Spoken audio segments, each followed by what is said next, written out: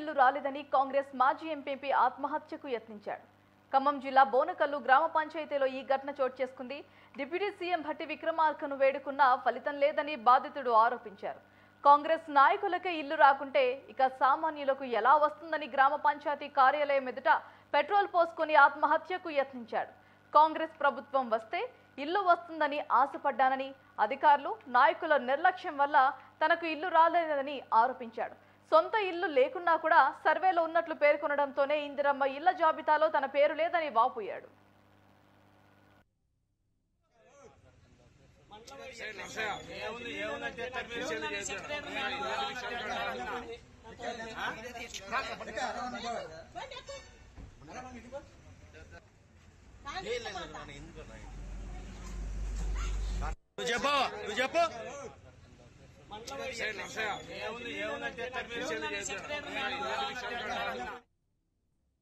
ఇందిరమ్మ ఇల్లు రాలేదని కాంగ్రెస్ మాజీ ఎంపీ ఆత్మహత్యకు యత్నించాడు.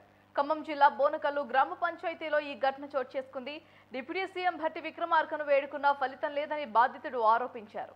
కాంగ్రెస్ నాయకులకే ఇల్లు రాకుంటే ఇక సామాన్యులకు ఎలా వస్తుందని గ్రామ పంచాయతీ కార్యాలయం ఎదుట పెట్రోల్ పోసుకొని ఆత్మహత్య యత్నానికి ప్రయత్నించాడు.